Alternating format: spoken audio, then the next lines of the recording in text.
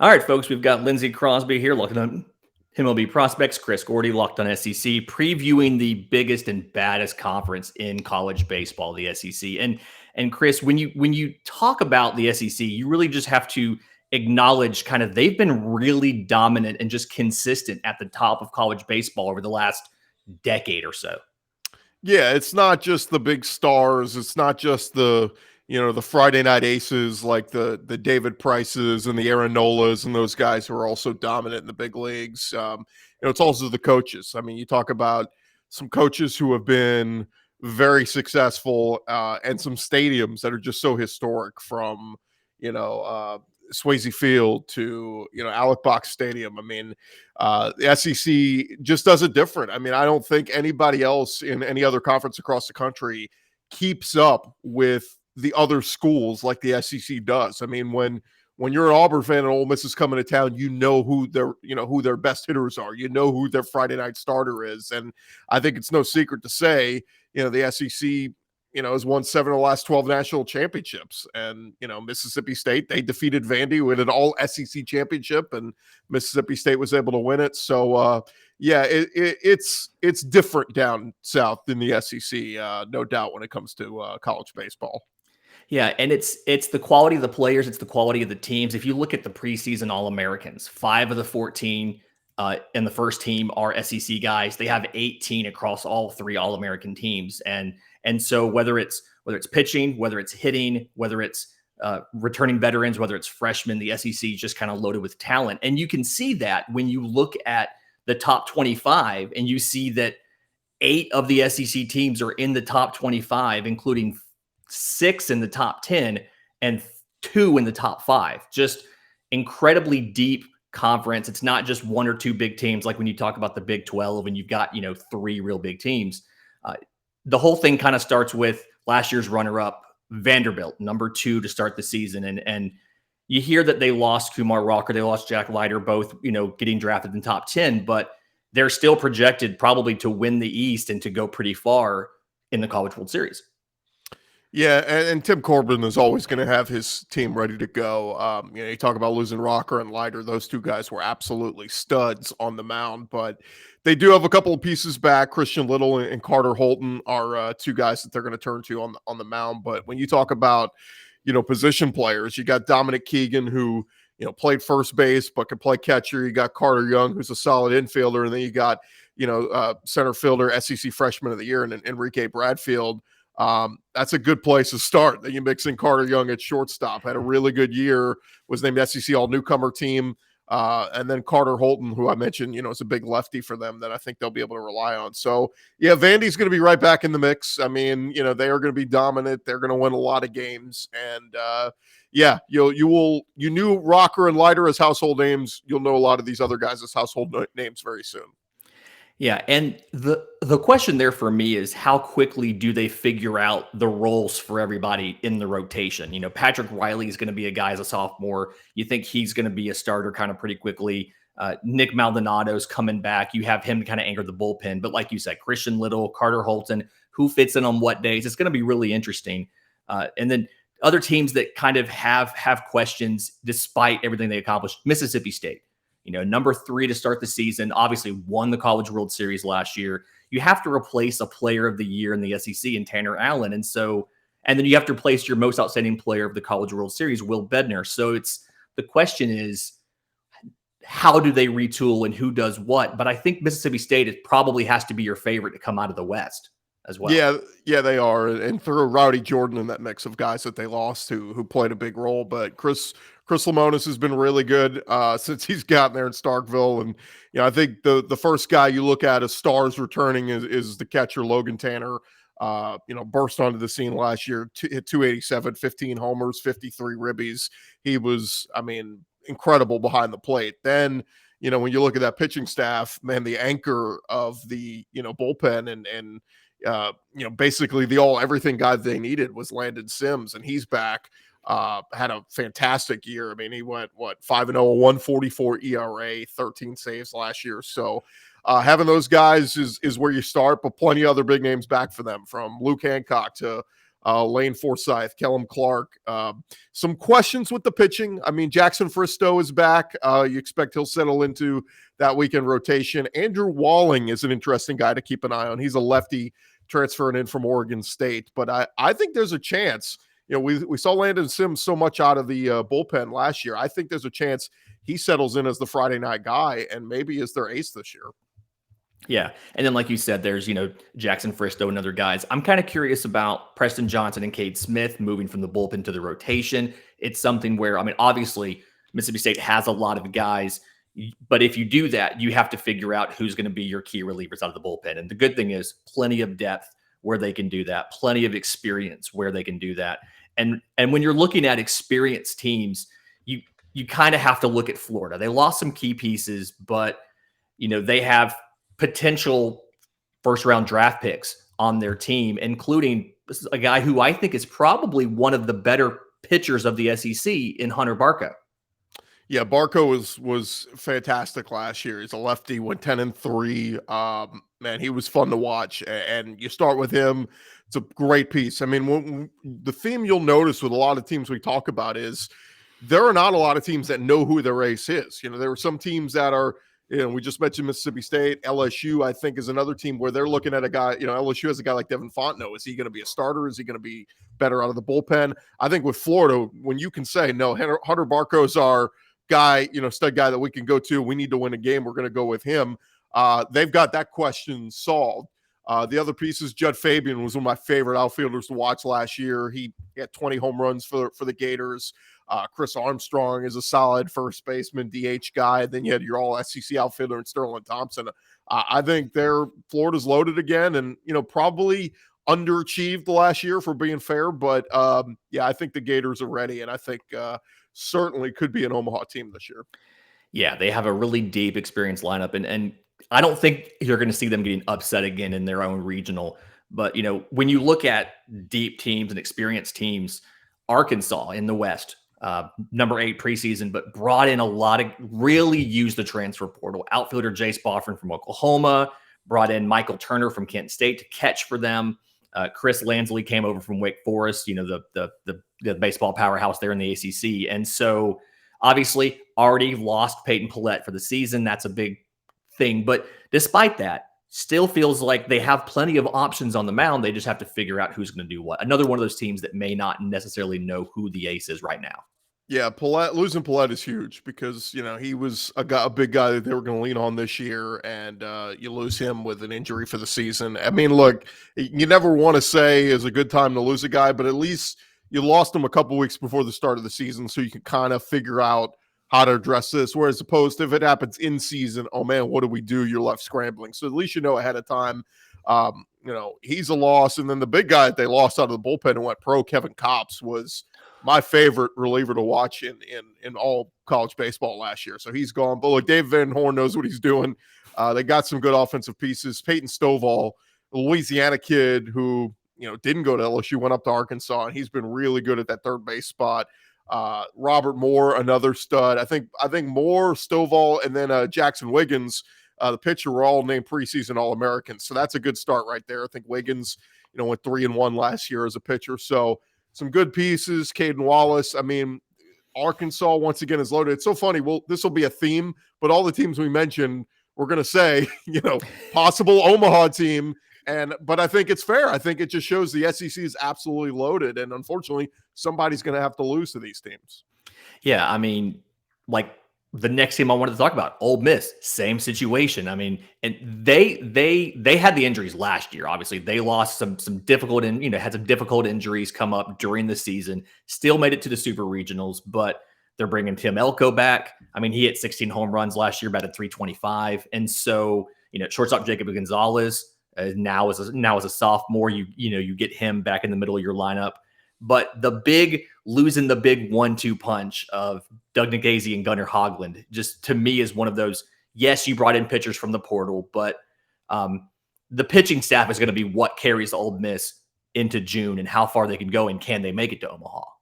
Yeah, well, I mean, Derek Diamond was a guy who pitched in some big games for them down the stretch of last season, and you get him coming back. a big power righty, made 20 appearances last year. That's a good place to start. Again, like I said, some of these other teams don't really know who's my go-to guy. At least Derek Diamond, can be that guy.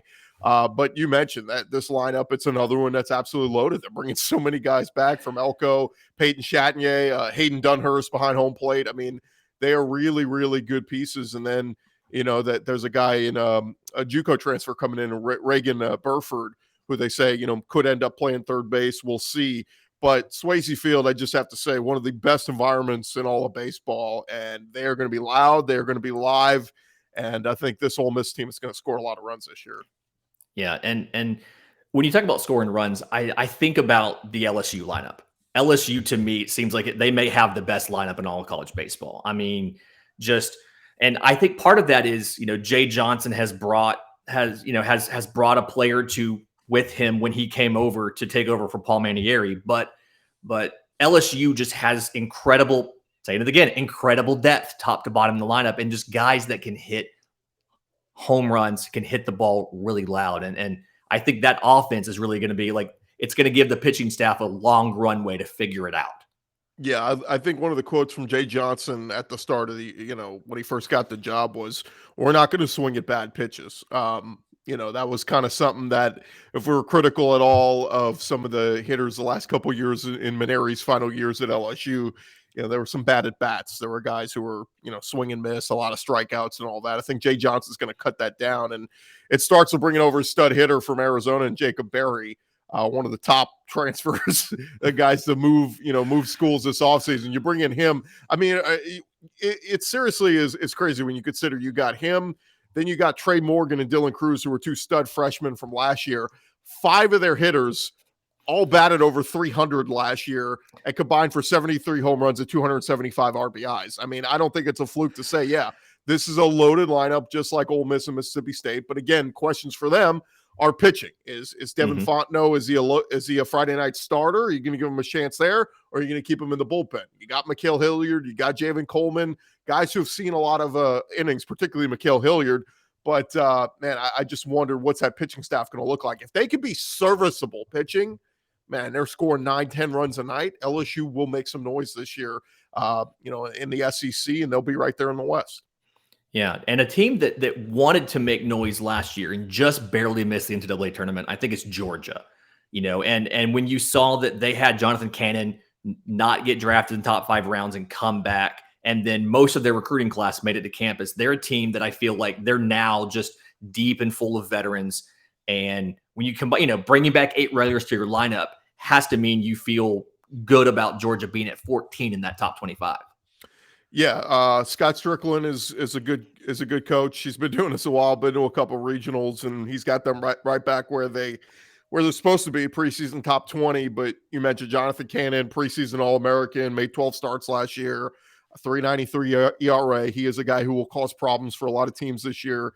Jaden Woods earned freshman All-SEC honors last year. Dylan Ross is coming in from JUCO. They think he could be their number 3 weekend starter. So I like the pitching from Georgia. The offense, you bring back the Connor Tate, Cole Tate. I like the duo there, shortstop and outfielder. But and Josh McAllister, he was a 300 hitter for you. But I want to see some consistency from that Georgia offense. And again, if they could put it together, I think they're going to make a lot of noise in the East.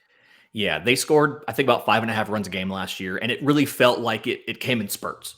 Their offense would be quiet for 2 days, and then they'd erupt for 10 or 12 on a Sunday to kind of make the weekend look respectable. But that's something where they have to be a little more consistent. And this is, as we've said, obviously very deep conference. And so if you had to kind of handicap maybe the East, where do you necessarily think teams are going to finish? Obviously, there's Florida, there's Vandy, there's Tennessee, there's Georgia. How do you see that shaken out? I mean, I think I got to put Vandy at the top just with what they have and what they're bringing back. I do think Florida has a chance to jump in there. I loved what Tony Vitello did last year at Tennessee. I would love to put them up there, but they had a big loss, just like Arkansas. They had a loss in their ace and Blade Tidwell, going to miss the start of the season with that shoulder injury. So because of that, I think I would slide Tennessee just a bump behind Florida. But again, keep Georgia right there in the mix as a surprise team that if the cards fall their way, they could certainly jump up there. But man, I love what the Tennessee fan base did last year, coming out supporting Vitello and making that a rocking environment. And man, it was fun to see.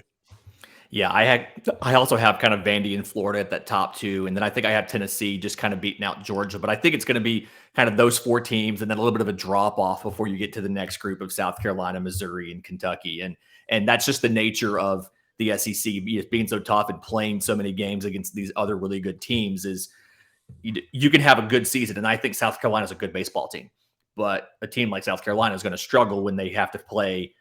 I think it's at Vandy and at Tennessee, and then they host Florida and Georgia. So the East is tough. I think the West might actually be tougher than the East, though. And I think it's because the Mississippi schools, Arkansas, LSU, were all so good. And I just don't necessarily know how the West is going to shake out.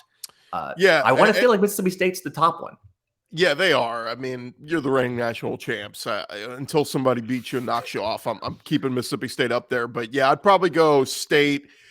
Maybe Ole Miss. Just I slide Arkansas down with the palate injury, palette injury. But if you move Ole Miss up, probably Arkansas and LSU right there. But if LSU scoring 10 runs a night, I mean, even if the pitching struggles and they're taking 2 out of 3 every weekend, LSU could be right up there. So yeah, I think the pecking order. I don't think you're wrong. Like, put it this way: anybody putting out predictions of how it's going to finish in the West, nobody's going to say you're wrong if you put Ole Miss 1 or you put LSU 1. I will say, though, Jim Schlossnagle is going to win some games he's not supposed to this year. I loved him at TCU. I think he's a great hire for Texas A&M and 2-time National Coach of the Year. Watch out for them. He's got to get his recruits in there and build this thing up. They've brought in some pieces from the transfer portal, but man, A&M would not surprise me if they upset some people this year that they're not supposed to. Yeah, bringing in Schlossnagle from TCU kind of feels like a bit of a coup. Getting a big name guy, and obviously lots of players you saw came in want to play for him, and that's a team that I feel like in 2 or 3 years when we have this conversation, we're going to be looking at them right at the top with Mississippi State and with Arkansas. And I would be remiss, because I am physically sitting in Auburn, Alabama right now, I would be remiss if I didn't ask about the Auburn Tigers 2022 season, because you saw obviously injuries last year. You lost some guys, most notably Ryan Bliss, to the MLB draft. And so the question is, you lost your top 3 hitters, you've lost your star closer. Are the incoming transfers, Tommy Sheehan from Notre Dame, are the incoming transfers good enough to bolster this rotation somewhere where they can bounce back from last year's disappointment of not making the regionals? Time's going to tell. I'll say this, I think on the outside looking in, expectations are low for Auburn, but I did see just a week ago, they set a record for season tickets sold. I mean, the fan base is excited. Like Butch Thompson, I think, is not going into the season saying, it's kind of a rebuilding year. We'll see. No, I mean, he's got some pieces. When you got Brody Moore who hit close to 300 last year, I like him a lot. Case and Howell, Cam Hill are good hitters. But I think it comes to the pitching. Mason Barnett appeared in 16 games last year. What's he going to look like this year?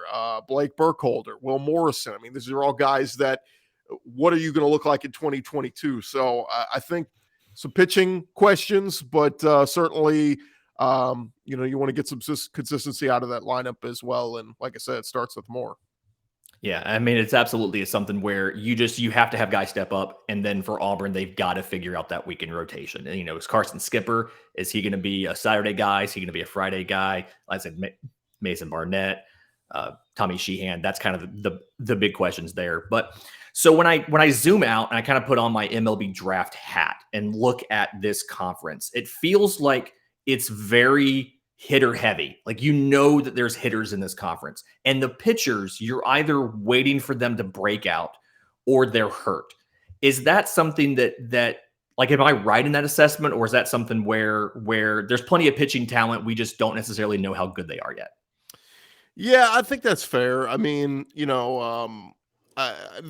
are some guys like that I think will prove themselves. Like, I'll just take Devin Fontenot for instance, for example, at LSU. Like, he was a really good guy at their bullpen last year. If they want to slide him into that Friday night role and he's a starter and he performs well, like, that's a guy who's going to climb up boards and could become a second round pick when it's all said and done. But if we're talking like guys that are first rounders, I mean, hitting wise at Tennessee, like I like Jordan Beck a lot. Mhm. I think he's a potential first rounder down the road. 15 home runs, 64 RBIs last year. Will Sanders at South Carolina. I've heard some people say he's a potential first rounder. So just some names to keep an eye on this year that, as we get into conference play of guys that, over the next year or two that we'll be keeping an eye on and saying, okay, that guy's going to be a stud. And in particular at LSU, I mean, we saw Alex Bregman a couple years ago. He goes to the Astros and, he hits the ground running and they go to a World Series. I think Dylan Cruz at LSU is a guy very much in that same realm, has that same attitude. The minute he walked Mhm. on the campus at LSU, he was a superstar. Would not surprise me if Dylan Cruz, a year or two down the road is a top 5 pick coming out of LSU. Yeah, that 2023 draft, I think the outfielders coming out of the SEC, you're going to have Dylan Cruz, you're going to have Enrique Bradfield from Vanderbilt coming out, Jace Boffin from Arkansas, just a lot of outfielders in 23, and then in 22, just a lot of big bats. Jacob Berry, corner infielder for LSU. I'm not going to say first or third. I do think, they've got K. Doty that can play third as well, and so it's just lots of offensive hitters. I feel like there's not as many shortstops as I expected. I feel like the SEC's always made good shortstops, especially Vandy. You think about, guys like Dansby Swanson.